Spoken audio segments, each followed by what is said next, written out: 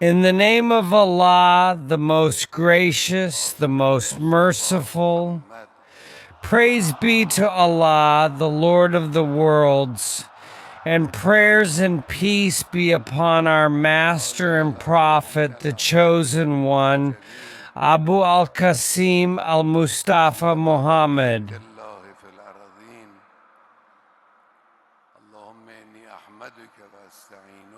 Allah is the greatest. Allah is the greatest over his chosen, pure, and most noble ones, especially the remaining proof of Allah on earth.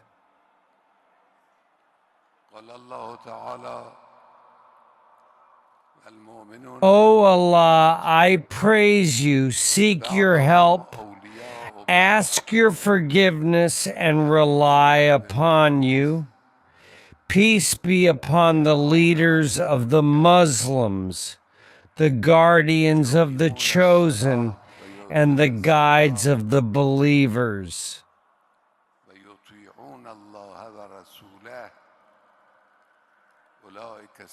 Allah Almighty says, the believing men and women are allies of one another. They enjoin what is right and forbid what is wrong, establish prayer, give zakat, and obey Allah and His Messenger. It is they upon whom Allah will have mercy. Indeed, Allah is almighty and wise.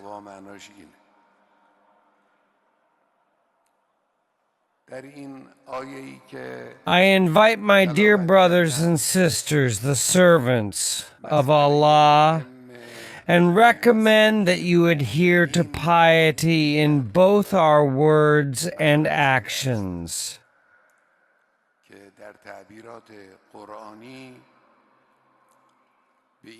Be mindful not to step outside the limits set by Allah.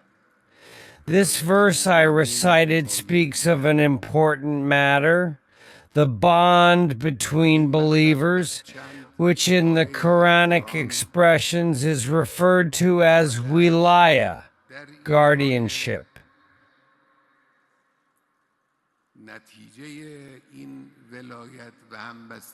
The wilaya of believers with one another is mentioned in several verses of the Quran. In this verse, the result of this wilaya and unity is described as divine mercy. It is they upon whom Allah will have mercy.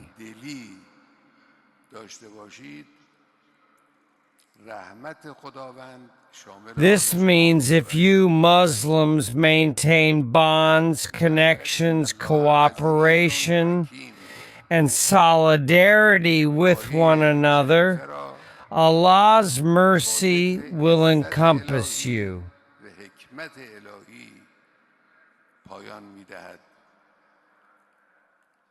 The verse concludes with a mention of Allah's might and wisdom.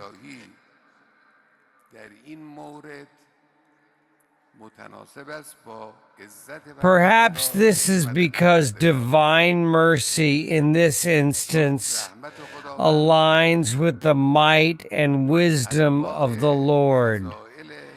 Allah's mercy encompasses all the noble virtues sent down from the Lord upon His servants.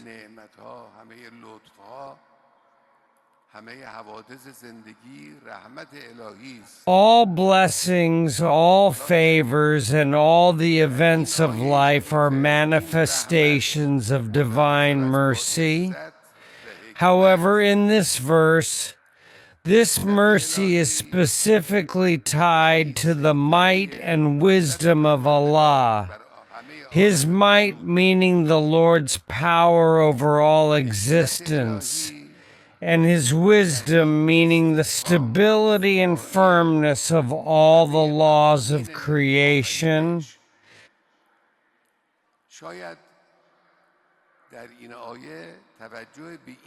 Perhaps the verse draws our attention to the idea that if Muslims unite and stand together, Allah's might and wisdom will back them.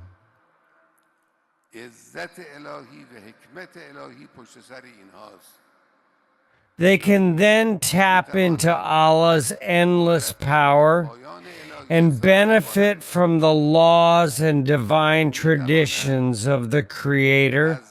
So what does Walaya mean? It means the connection and unity among Muslims.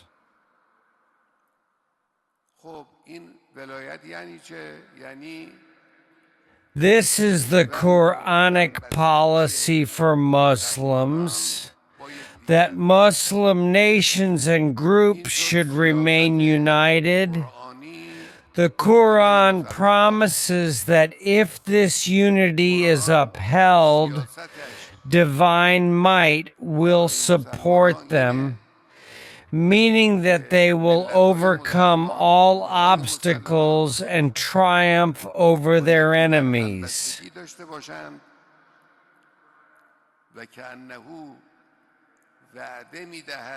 Allah's wisdom will be behind them, meaning that all the laws of creation will work in their favor and aid their progress. This is the logic and policy of the Quran.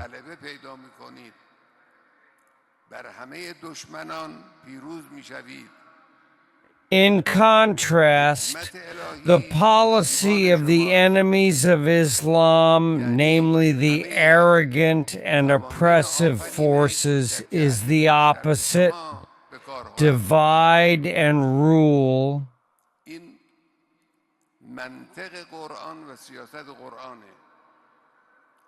Their foundation is based on sowing division. This policy of spreading discord in Islamic countries has been carried out through various deceptions, and to this day they have not given up. They continue to create animosity among Islamic nations.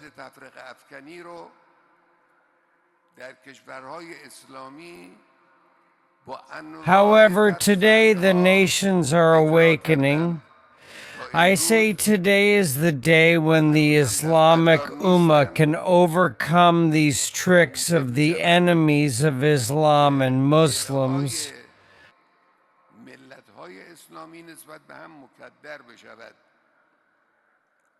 I say that the enemy of the Iranian nation is the same enemy of the Palestinian nation, the same enemy of the Lebanese nation, the same enemy of the Iraqi nation, the same enemy of the Egyptian nation, the same enemy of the Syrian nation, the same enemy of the Yemeni nation.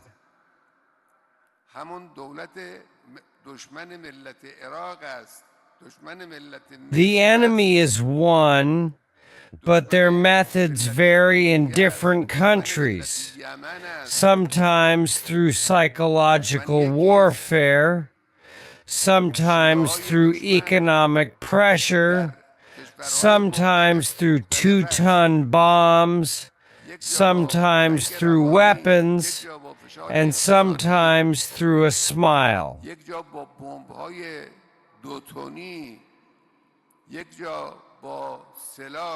This is the policy they are advancing.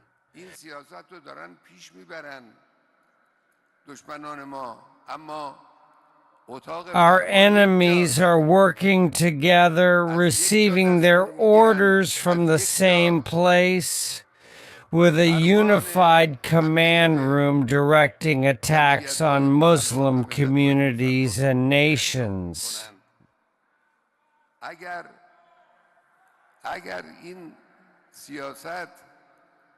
در یک کشور موفق شد یعنی موجب سیطره بر یک کشور شد وقتی خاطرشون از یک کشور In a country where the enemy has succeeded, meaning it has gained control, once they feel secure in that country, they move on to the next one. محاصره فلج کننده دشمن نشود Nations must not allow this to happen. If any nation wants to avoid being trapped by the crippling siege of the enemy, they must be alert from the beginning and stay awake.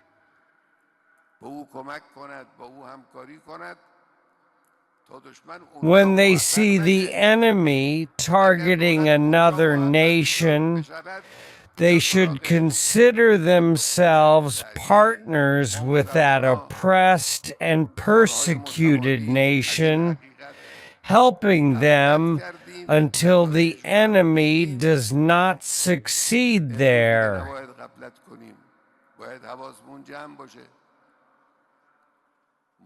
If the enemy succeeds in that country, they will quickly come after the next target.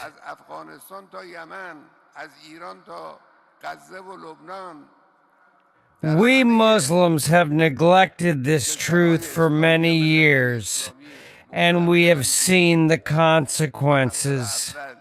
Today, we must no longer neglect it.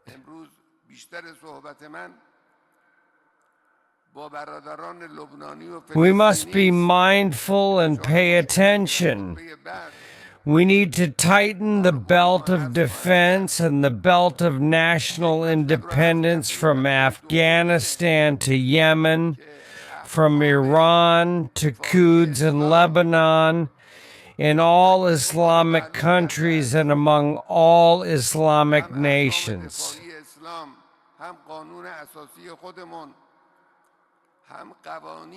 This is the first point I wanted to make today.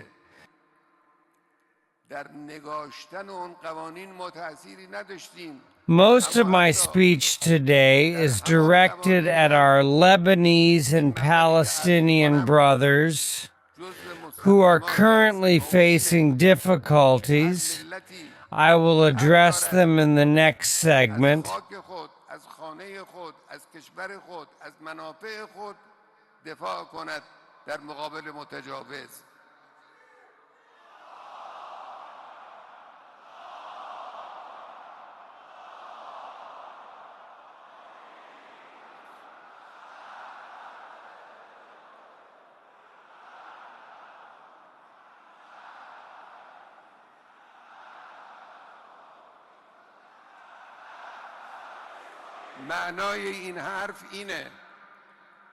معنای این حرف اینه که ملت فلسطین The second point is that Islamic defense laws have made our duty clear. خاک او رو تصرف کرده خانه او رو اشغال کرده مزرعه او رو ویران Both Islamic defense laws and our own constitution, as well as international laws, even though we had no part in drafting them.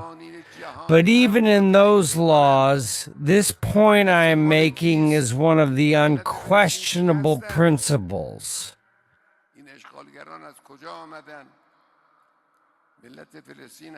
And that is, every nation has the right to defend its land, its home, its country, and its interests against invaders.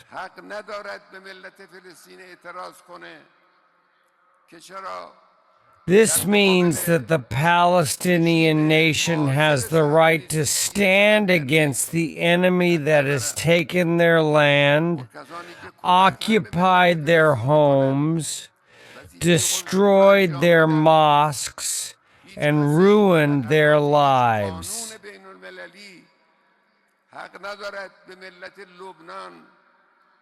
The Palestinian nation has the right to resist. This is a firm principle, and today even international laws affirm this. اینی که هم حکم اسلامی است، هم قانون عقلی است، هم منطق. Who does Palestine belong to? Who are the Palestinian people? Where did these occupiers come from? کمک به آنها هم مشروع است. بنابراین همه این حملات The Palestinian nation has the right to stand against them. گذشته همین ایام تقریبا انجام گرفت، یک حرکت درست منطقی قانونی بین المللی بود و حق با فلسطینی ها بود.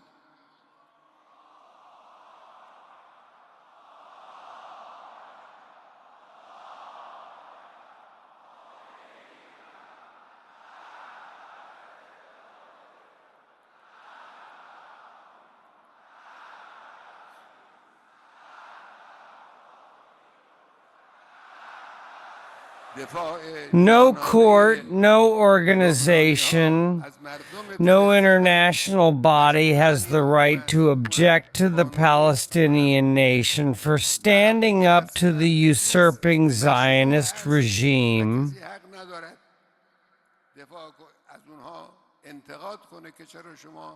They have no right.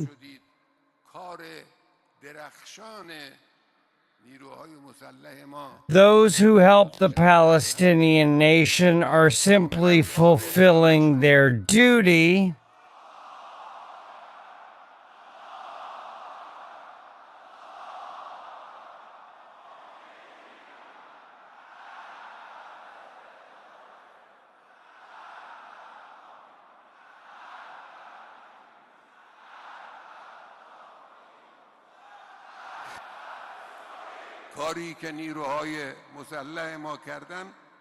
No one under any international law has the right to criticize the Lebanese nation or Hezbollah for supporting Gaza and the uprising of the Palestinian people.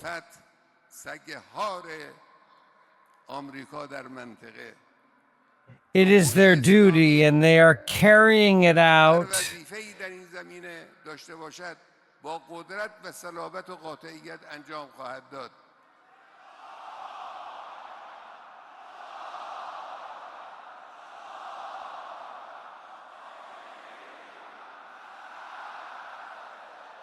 This is not only an Islamic ruling, but also a rational, international, and global principle.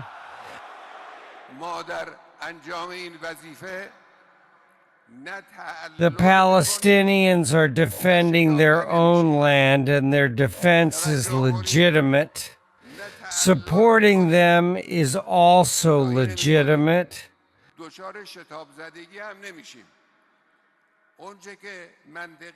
Therefore, all the attacks of Operation Al-Aqsa Storm, which took place around this same time last year, were a correct, logical, legal, and international movement.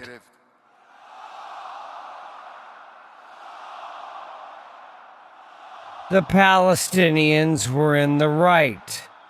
The strong defense of the Lebanese people for the Palestinian people also falls under this ruling. It is legal, logical, and legitimate.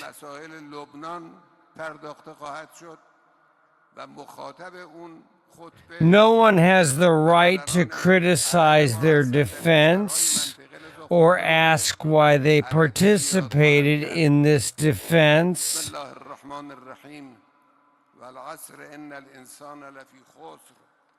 The brilliant action of our armed forces 2 or 3 nights ago was also completely legal and legitimate.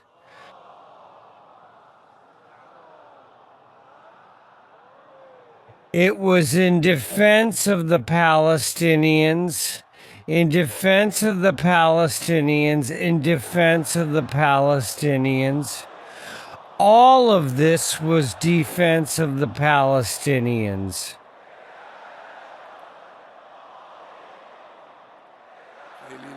In the name of Allah, the most gracious, the most merciful, all praise is due to Allah, Lord of the worlds.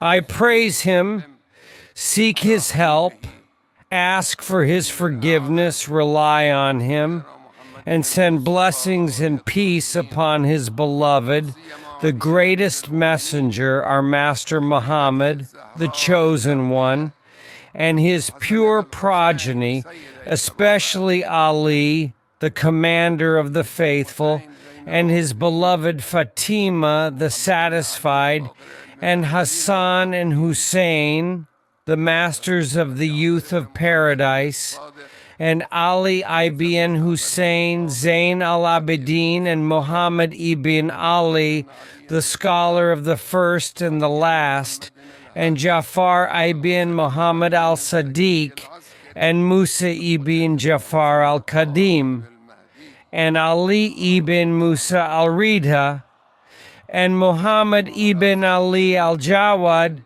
and Ali ibn Muhammad al-Hadi, and Hassan ibn Ali al-Zaki al-Askari, and the Hujat ibn Hassan al-Qaim al-Mahdi. May peace be upon all of them.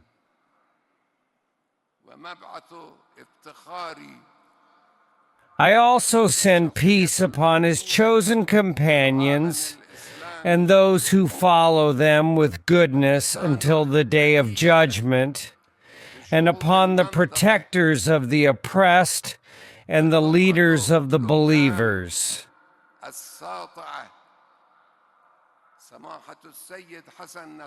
I have decided to honor my brother and dear friend, the beloved figure of the Islamic world, and the eloquent voice of the peoples of the region, the shining jewel of Lebanon, His Eminence Sayyid Hassan Nasrallah, may Allah be pleased with him, during the Friday prayer in Tehran.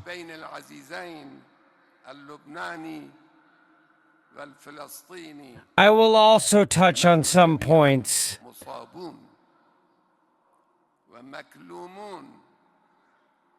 This speech is directed to the entire Islamic nation, but specifically to the dear Lebanese and Palestinian peoples.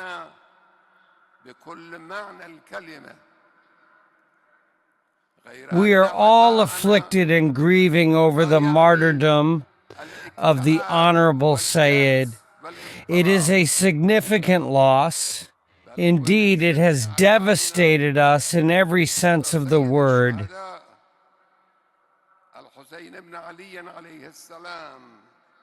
However, our mourning does not imply despair, anxiety, or turmoil. Rather, it resembles our mourning for the Master of Martyrs, Hussein ibn Ali, peace be upon him, who brings life and inspires lessons, igniting determination and rekindling hopes.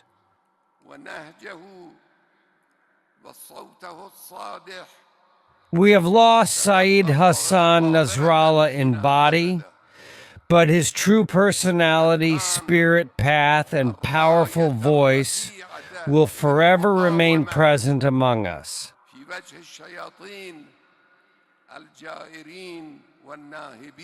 He was the high flag of resistance against the tyrannical oppressors and plunderers, a powerful advocate for the oppressed, and a courageous defender of them.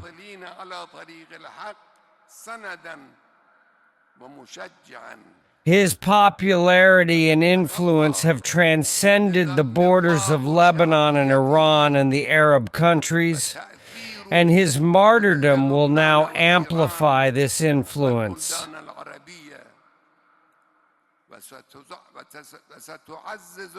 One of his most important messages, both in word and deed throughout his earthly life, to you, the loyal people of Lebanon, was that you should not succumb to despair and turmoil in the absence of prominent figures like Imam Musa al-Sadr and Sayyid Abbas al-Musawi, and that you should not waver in your path of struggle.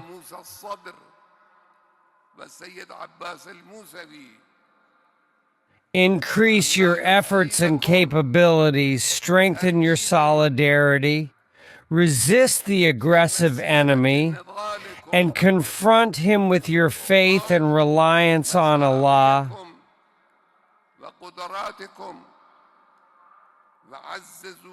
Dear loyal people of Lebanon, young people of Hezbollah and Amal movement filled with enthusiasm, my sons, this is also what our martyred leader asked of his people, the resistance front, and the entire Islamic nation.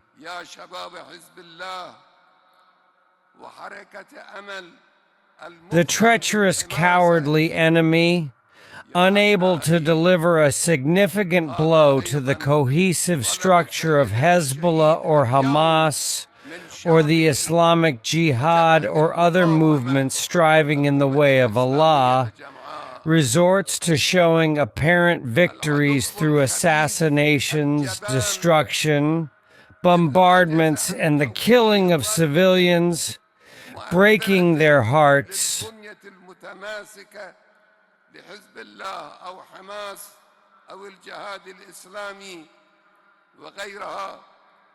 من الحركات المجاهدة في سبيل الله عمد إلى التظاهر بالناس. But what is the outcome?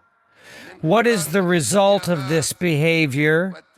The result has been the accumulation of anger, the rise of motivations for resistance, the emergence of more men, leaders, and martyrs, and tightening the noose around the bloodthirsty wolf, thus removing the shameful entity from the sphere of existence if Allah wills.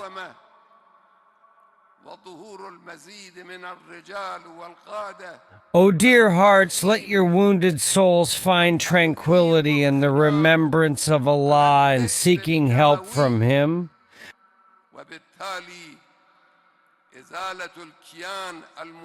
Destruction will be avenged, and your patience and steadfastness will elevate your dignity and honor.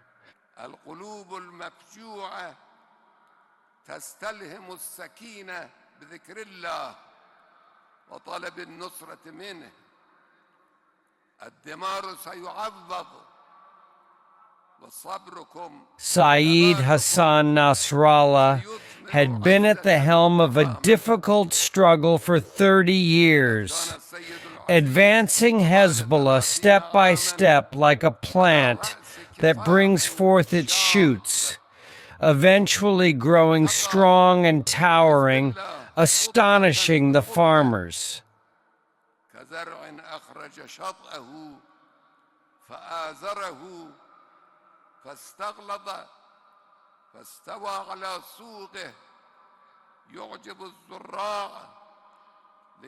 He was fulfilling the promise of Allah to those who believed and did righteous deeds, granting them forgiveness and a great reward.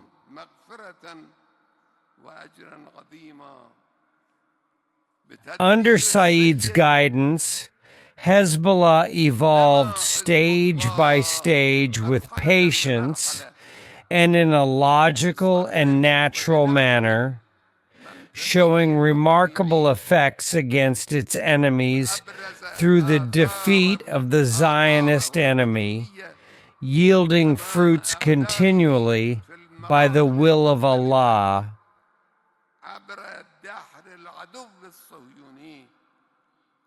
Hezbollah is truly a good tree, and its leader, the martyred hero, embodies the essence of Lebanon's victories in its history. Hezbollah وقائده الشهيد البطل هو عصارة فضائل لبنان في تاريخه وهويته. نحن الإيرانيون قد عرفنا. And we Iranians have known for a long time the virtues of Lebanon.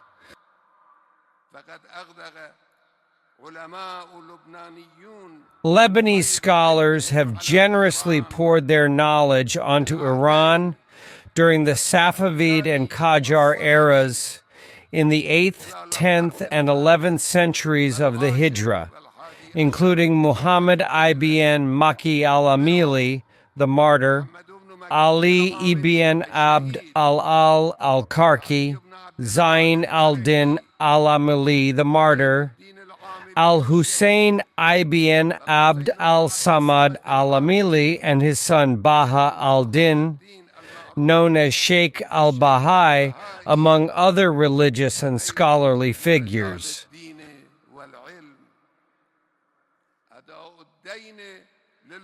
Supporting the wounded and bleeding Lebanon is our duty and the duty of all Muslims.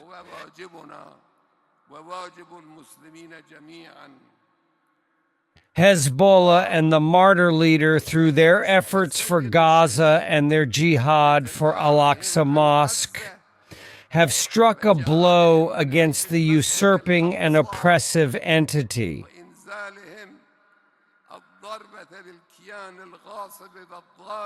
They have paved the way for a greater service to the entire region and the entire Islamic world.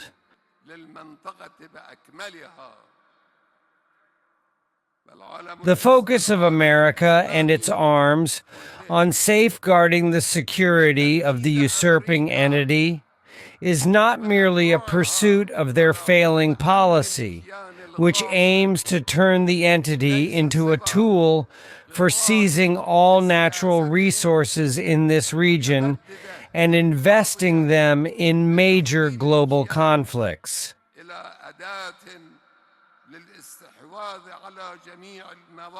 The goal of these entities is to prepare this entity as a gateway to export energy from the region to the West, while importing goods and technology from the West to the region.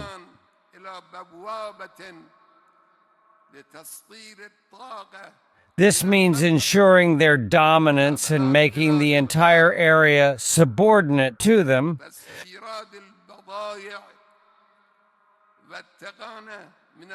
The violent and brazen behavior of this entity towards its adversaries is driven by greed to achieve this goal.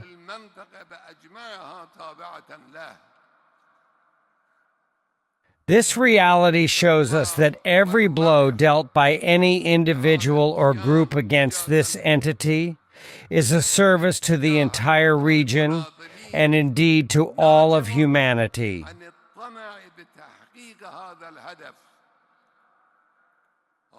There is no doubt that the dreams of the Zionists and Americans are mere impossible illusions. The entity is nothing but that corrupt tree that has been uprooted from the earth, and Allah's saying is true: it has no firm foundation.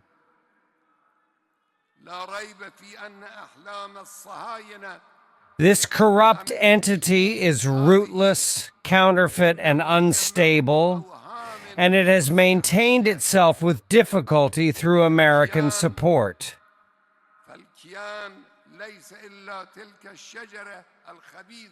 It will not survive by the will of Allah, and clear evidence of this is that it has spent billions of dollars in Gaza and Lebanon over the years, receiving various forms of aid from America and several Western countries. Yet it has faced sorrow when confronting a few thousand fighters and martyrs in the way of Allah, who are besieged and prohibited from any external assistance.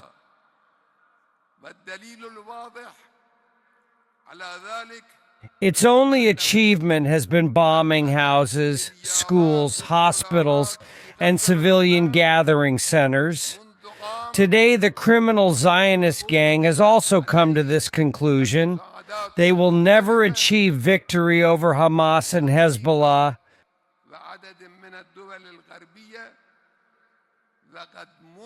Allah is great. Allah is great. Oh, our resistant people in Lebanon and Palestine.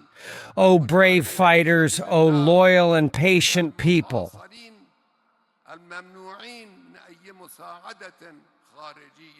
These martyrs and this spilled blood do not shake your resolve, but rather increase your steadfastness.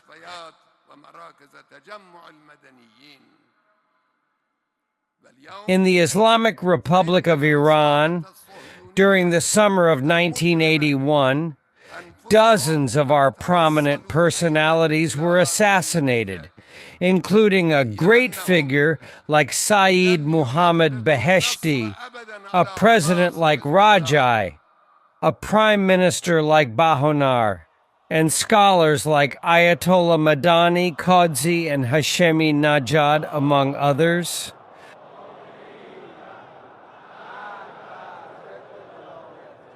Each of them was a pillar of the revolution at the local or national level, and their absence was felt. However, the course of the revolution did not stop or retreat. Rather, it accelerated.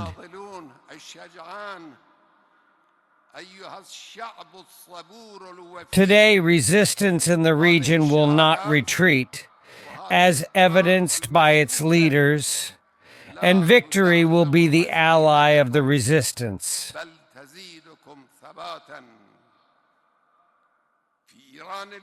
The resistance in Gaza has puzzled the world and honored Islam.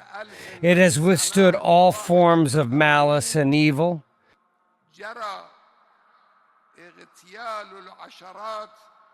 There is no human being who does not celebrate this steadfastness and condemn its savage enemy.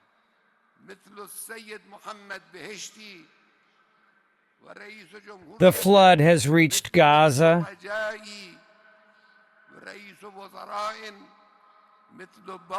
The flood of Al-Aqsa and a year of resistance in Gaza have made this usurping entity's main concern its existence, the same concern it faced in the early years of its unjust establishment.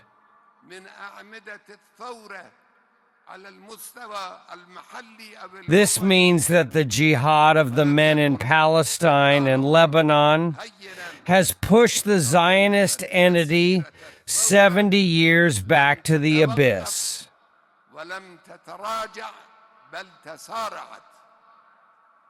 The fundamental cause of turmoil, insecurity, and underdevelopment in this region is the existence of the Zionist entity and the presence of countries that claim to seek security and peace in the region.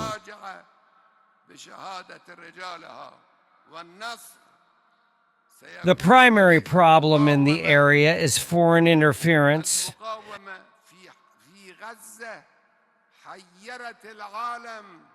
The countries of the region are capable of establishing security and peace within it, and achieving this great and salvational goal requires the efforts of their peoples and governments.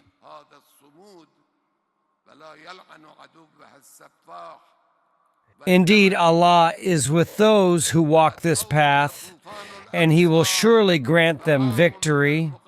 Peace be upon the martyr leader Nasrallah, upon the martyr hero Hania, and upon the proud commander General Qasem Soleimani.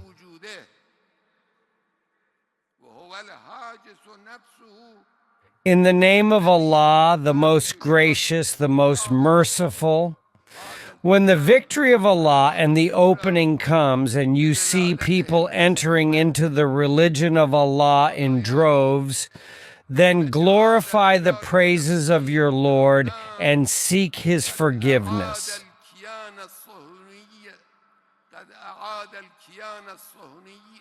Indeed, he is the most forgiving. Peace be upon you and the mercy of Allah and his blessings.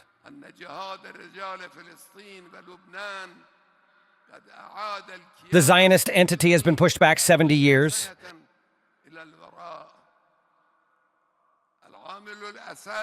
The fundamental cause of turmoil, insecurity, and underdevelopment in this region is the existence of the Zionist entity and the presence of countries that claim to seek security and peace in the region.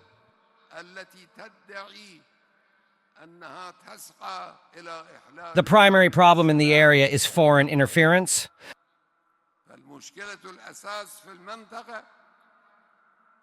The countries of the region are capable of establishing security and peace within it, and achieving this great and salvational goal requires the efforts of their peoples and governments.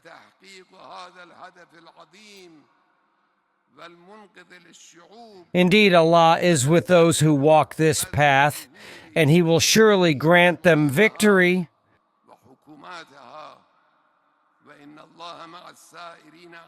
Peace be upon the martyr leader Nasrallah, upon the martyr hero Hania, and upon the proud commander, General Qasem Soleimani.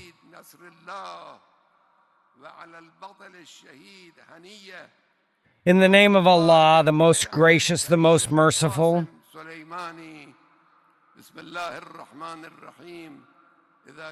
When the victory of Allah and the opening comes, and you see people entering into the religion of Allah in droves, then glorify the praises of your Lord and seek his forgiveness.